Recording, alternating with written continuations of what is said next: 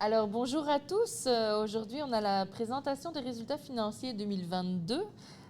Donc, une vérification qui est faite par Raymond Chabot de Grant Thornton et qui est représentée ici par Madame Francine Bergeron et Madame Claudia Veilleux, donc qui ont vérifié nos chiffres. Alors, on a décidé cette année de filmer la présentation au bénéfice du public qui voudra s'y intéresser. Alors, Madame Bergeron, je vous laisse la parole pour nous présenter ça. Merci beaucoup. Bonjour à tout le monde. Comme par les années passées, ce qu'on va vous présenter aujourd'hui, c'est un sommaire de l'information financière, extrait du document complet, qui a plus de 75 pages, là, qui est présenté au ministère. Ce qui n'est pas à l'intérieur de ça, c'est notre rapport des vérificateurs. Alors, je vous mentionne que c'est un rapport des vérificateurs en bonne et due forme qui vous confirme qu'on a procédé à l'audit selon les normes canadiennes d'audit et selon les principes comptables du secteur public, et que ce qu'on vous présente aujourd'hui donne, dans tous leurs aspects significatifs, l'image fidèle de la situation financière de la Régie intermunicipale Valoris en date du 31 décembre 2022, et c'est signé Raymond Chabot de Grant Thornton en date du 27 avril, excusez. Si on commence à la première page, qui est l'état des résultats, qui vous présente, c'est les deux premières colonnes, surtout qu'on regarde, qui représentent d'abord le budget de l'exercice 2022 tel qu'adopté à l'automne 21, comparé au réel de 2022. Vous aviez budgété des revenus totaux de 16 402 823. Le réel est à 15 887 000, qui est 516 000 de moins, excusez. On voit les principaux écarts au niveau des services rendus, qui sont tous les services d'enfouissement, où vous aviez budgété 16 337 comparativement au réel de 15 134. Si on regarde du côté enfouissement, le tonnage est sensiblement le même. La baisse de revenus, c'est qu'au budget, il y avait un revenu de location de prévu de 1,4 million pour des terrains et ça n'a pas eu lieu. Alors, c'est ce qui explique principalement la baisse, mais au niveau de l'enfouissement, c'est sensiblement la même chose que le budget et que l'année précédente. On retrouve aussi une augmentation au niveau des revenus d'intérêt, qui en a pour 170 000 comparativement à 45 000 au budget. Et autre revenu, qui est le règlement des litiges qui était présenté par voie de note l'année dernière, donc qui se sont soldés par un revenu supplémentaire de 565 179. Du côté des charges, vous aviez budgété des dépenses de 14 920 056. Le réel est à 12 423 175, soit une économie de 2,5 millions. Grosso modo, ce qui explique vraiment l'écart, c'est qu'au niveau des charges d'hygiène du milieu, il y avait 2,3 millions qui avaient été budgétés pour relancer la ligne résidentielle. Et ça aussi, ça a été reporté, alors ça n'a pas été exécuté dans l'année. Donc, les revenus de 15 887 moins les dépenses de 12 423 nous amènent à un excédent de l'exercice à cette étape-ci de 3,4 millions. Par la suite, on s'en va à la page suivante où on fait tous les ajustements municipaux pour arriver au bénéfice à des fins fiscales. Alors, on repart avec le 3 453 000, auquel on retranche, on ajoute les amortissements parce que c'est pas, dans le monde municipal, c'est pas ça qu'on peut taxer ou tarifer. C'est plutôt quelques lignes plus bas, là, le remboursement de la dette à long terme de 4 058. Ensuite, vous avez fait par résolution différentes affectations pour utiliser des résultats de l'exercice pour 89 000 pour des projets, pour compléter le financement de certains projets qu'on va voir à la page suivante. Et par une résolution, vous avez aussi utilisé du surplus pour financer l'étude pour les futures balances. Alors, une fois tous les ajustements faits, la Régie Valoris termine avec un bénéfice de 1 854 000, qui est à peu près 11 % du budget d'opération. Et quand on essaye de vraiment l'expliquer, c'est 550 000 de règlement de litige. Ensuite, c'est des dépenses et des revenus qui ne se sont pas réalisés qui expliquent cet écart-là. Puis vous allez voir tantôt qu'il a été affecté déjà au projet d'agrandissement de la cellule 7.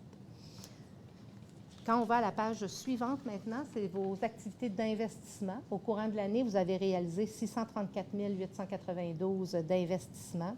On n'a qu'à penser au début des travaux pour la cellule 7, l'achat de véhicules, de remorques et de camions pour 408 000 et différents autres petits projets. Les sources de financement sont exclusivement des affectations, soit du fonctionnement pour 89 000 ou des surplus accumulés, là, où vous avez été chercher dans les surplus du passé 901 000 pour financer les études d'agrandissement du LET et aussi 359 000 pour acheter les véhicules et les remorques. Ça se termine avec un surfinancement de 715 000 puisque cette année, avec les apports en provenance des surplus affectés et non affectés, bien, on a financé des dépenses qui avaient été effectuées dans les années précédentes, puisque c'était des dépenses qui étaient supportées par des règlements d'emprunt. Finalement, le dernier état financier du rapport annuel, c'est l'état de la situation financière, ou ce qu'on appelle là, souvent dans le jargon le bilan, la photo de vos actifs et passifs en date du 31 décembre. Alors, vous aviez des actifs financiers de l'ordre de 13 726 957 qui se composaient principalement d'encaisses pour 9,7 millions, de comptes à recevoir, de débiteurs de 1,5 million, dont 1,3 million, ce sont les clients réguliers, les municipalités membres et autres clients. Il y avait aussi de la TPS-TVQ et petits comptes à recevoir complémentaires. Les placements de portefeuille de 2,4 millions, ce sont des sommes qui sont placées pour les passifs de post-fermeture. Alors, au fil du temps, vous accumulez les argents pour avoir accumulé suffisamment d'argent pour au moment où le LET va se fermer, qu'il y ait les sommes accumulées pour l'entretenir pendant 30 ans, comme le ministère l'exige. Du côté des passifs, vous aviez des comptes à payer de 31 277 000 qui se composaient d'un emprunt temporaire en attendant le financement à long terme, des comptes à payer de 1 406 000 des salaires d'éducation à la source, les redevances du dernier trimestre, les fournisseurs réguliers et des retenues sur des immobilisations pour 1,4 million. La dette à long terme qui est de 25 042 donc en baisse de 4 millions par rapport à l'année dernière. Aucune nouvelle émission au cours de l'exercice. Et les autres passifs, ce sont des sommes accumulées pour la post-fermeture et la fermeture des cellules, qui est de l'ordre de 4 568 000. Tout ça nous donne une dette nette de 17 550 000, compensée par vos immobilisations corporelles de presque 36 millions, un peu de stock de fourniture et des frais payés d'avance de 77 000. Pour équilibrer ce bilan-là, c'est 18 285 000 de surplus accumulés qui se détaillent à la page suivante dans les différentes rubriques. Alors, on voit 3 075 000 de surplus libre, donc pour lequel il n'y a pas eu d'affectation. Il y en a pour 5 088 d'affectés. Si on descend un petit peu plus bas, on voit à quelles sources elles sont affectées. Donc, au fil du temps, il y a eu un montant de réservé pour équilibrer le service de la dette de 2 697 000. Il n'a pas été utilisé cette année. Vous avez des sommes accumulées pour les différents projets, 890 000 et vous avez la nouvelle résolution que vous avez adoptée pour affecter du surplus de l'exercice 2022, 1,5 million pour combler des travaux pour l'agrandissement du nouveau LET. Les autres sources de surplus qu'on retrouve, si on revient un petit peu, les réserves financières, ce sont des soldes disponibles sur des règlements d'emprunt qui peuvent être transférés sur d'autres projets ou au surplus libre puisque les dettes qui s'y rattachent sont terminées. On voit aussi 30 000 de passifs de dépenses constatées à taxer dans le futur. 487 000, ça, ce sont des dépenses effectuées en immobilisation que vous allez devoir financer éventuellement. Et finalement, ce qui est investi en immobilisation. Ça complète les états financiers qui sont conformes aux normes comptables généralement reconnues. À ça, on rajoute, nous, une dernière page qui est votre endettement net. Alors, c'est ce qui démontre, c'est une notion que le gouvernement regarde beaucoup, quel est l'endettement des organisations. Alors, on voit que vous aviez 25 millions de dettes à long terme émises au nom de la régie.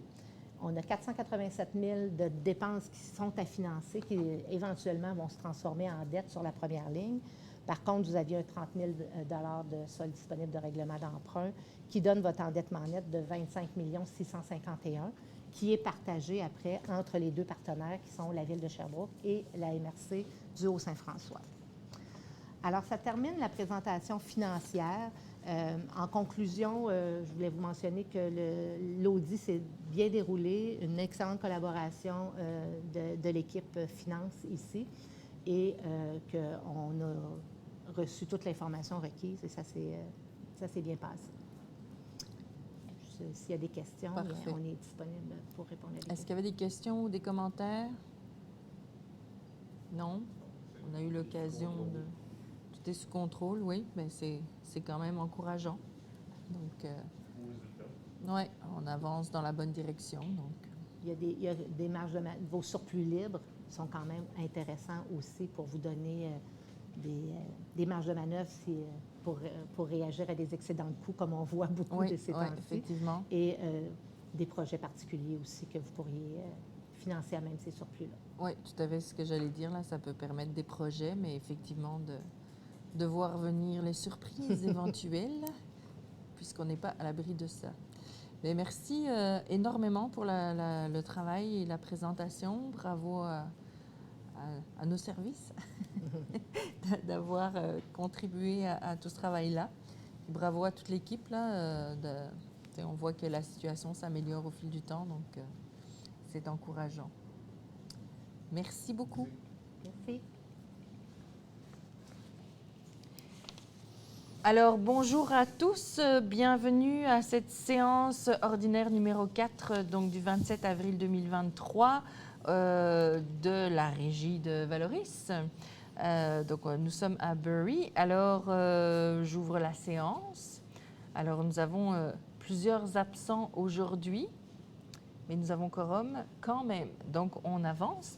Alors, donc, je suis Christelle Lefebvre, conseillère municipale à Sherbrooke et donc présidente de Valoris.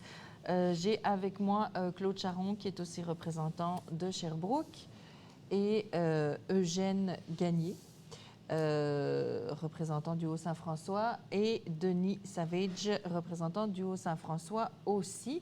Voilà, donc adoption de l'avis de convocation. Est-ce qu'il faut un proposeur? Oui. Non, on s'en fout. Hein. OK. Alors, adoption de l'ordre du jour.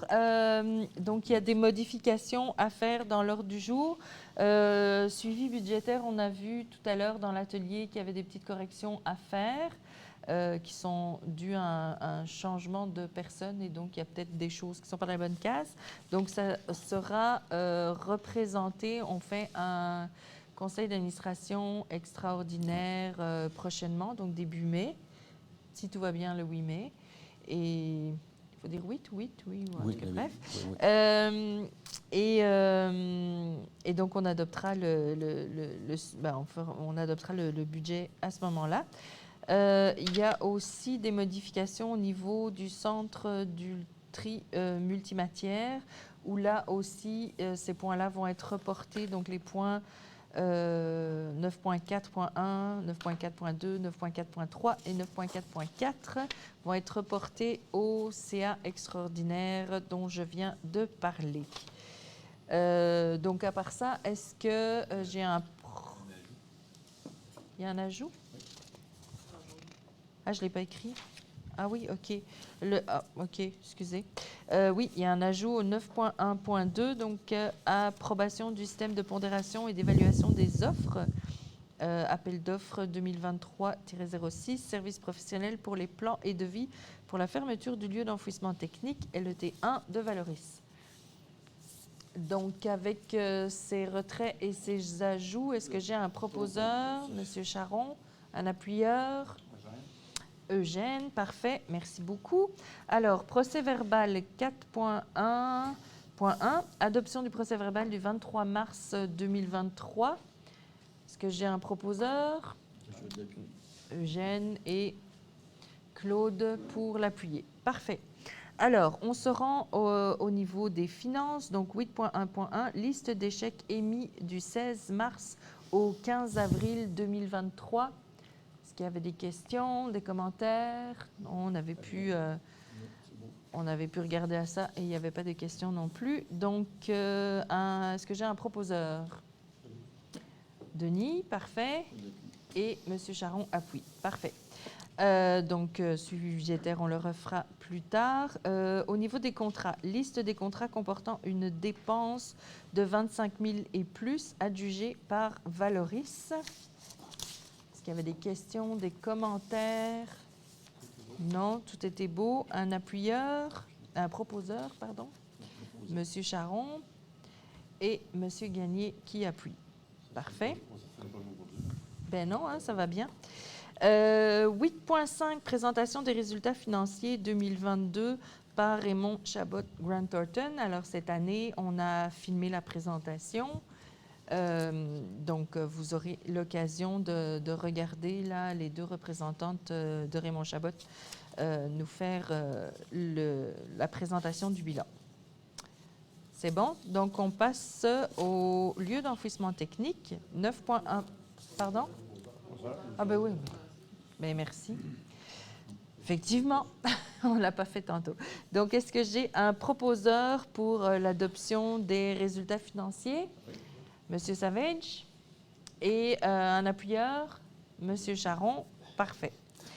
Donc, je reprends. Lieu d'enfouissement technique, 9.1.1, tonnage des matières résiduelles acheminées au site de Bury, mensuel du mois de mars 2023 et cumulatif 2022. Est-ce qu'il y avait... je pense que tout était conforme. Le mois passé, il y avait eu des questionnements. Là, ça a été vérifié. Tout est conforme. Donc, c'est parfait.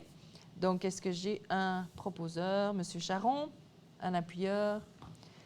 Monsieur Gagné.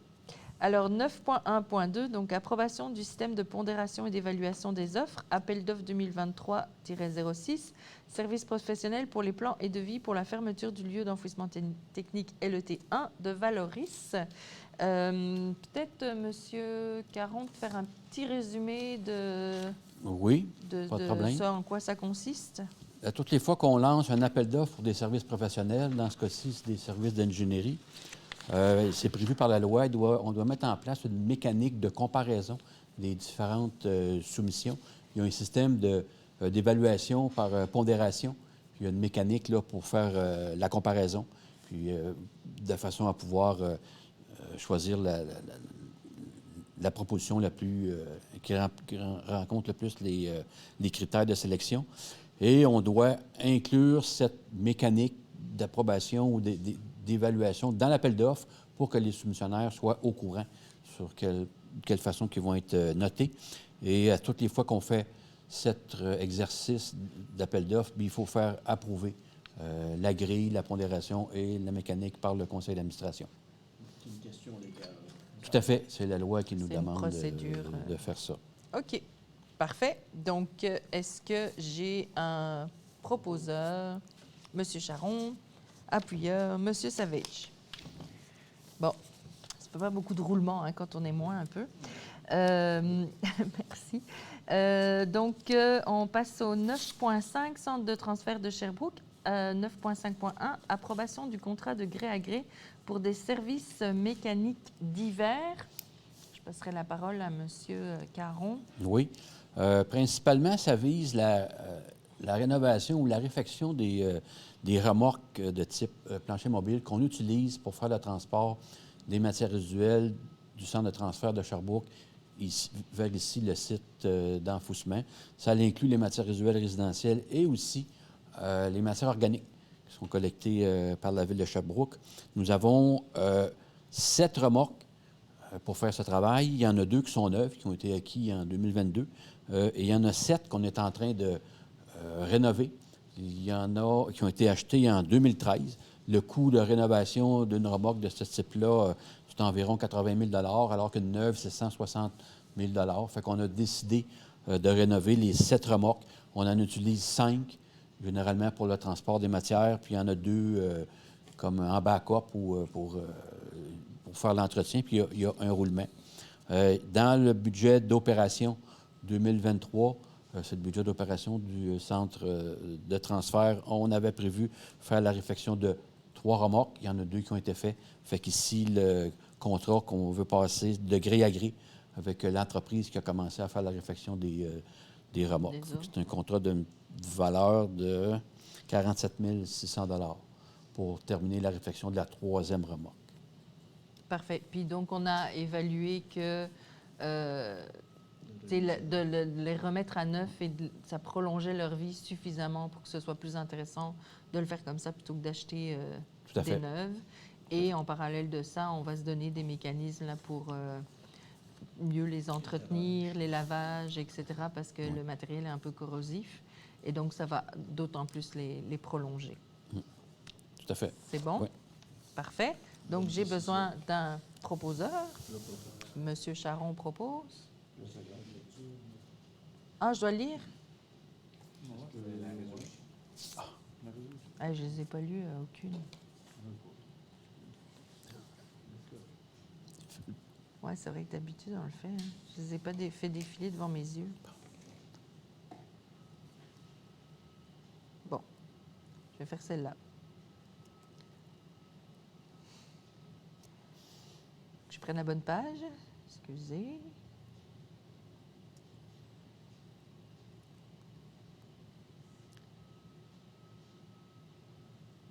On a à quel point, là? Ah oui, 9,5. Voilà. Donc, je fais juste, je lis juste, il est résolu de toute la recommandation complète. Donc, considérant que la régie intermunicipale du Centre de valorisation des matières résiduelles du Haut-Saint-François et de Sherbrooke-Valoris doit exécuter des travaux de réfection de ces remorques de type plancher mobile, considérant que ces travaux sont déjà budgétés à même les budgets d'opération du centre de transfert, considérant l'ajout du service de transfert de la matière organique entre le centre de transfert et le site de Bury nécessite d'avoir 5 remorques en bon état de fonctionner, il est résolu d'approuver l'extension du contrat entre la régie intermunicipale du Centre de valorisation des matières résiduelles du Haut-Saint-François et de Sherbrooke et le sous-traitant Fabimec pour des services mécaniques divers pour un montant de 47 600 $, taxes en su, rétroactivement au 20 mars 2023. Donc, proposé par M. Charon, appuyé par M. Gagné. Parfait. Et donc, on arrive déjà à notre dernier point, 9.5.2, acceptation de l'appel d'offres simplifié 2023-05, services mécaniques divers. Monsieur Caron. Oui, pour poursuivre la réfection des 2 dernières remorques et aussi, avec le même sous-traitant, faire des travaux d'hiver dans le centre de tri.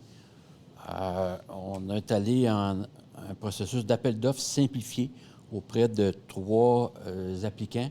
Puis, il y en a un qui a fourni une soumission qui est Fabimec, qui est la soumission, la plus basse soumission, puis qui fait exactement le travail qu'on veut faire, la réflexion des 2 remorques R105 et R106 et divers travaux de mécanique dans le centre de tri.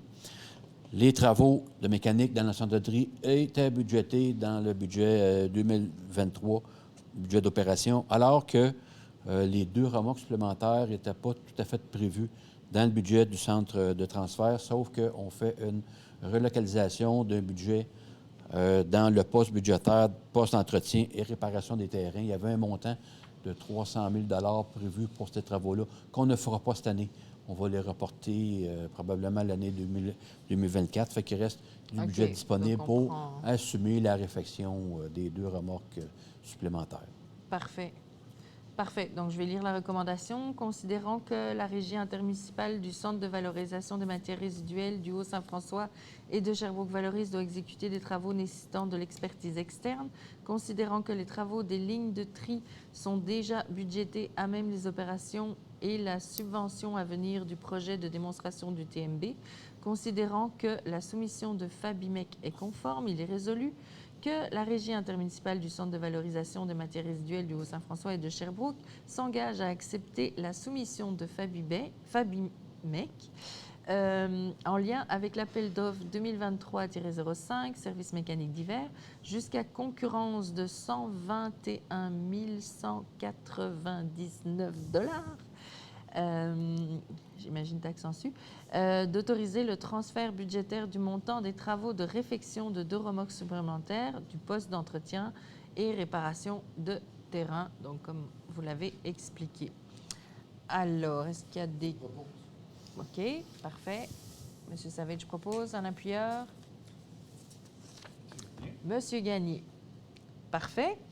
Donc, ça met fin à notre conseil d'administration de ce mois-ci. Donc, voilà. Merci à tous.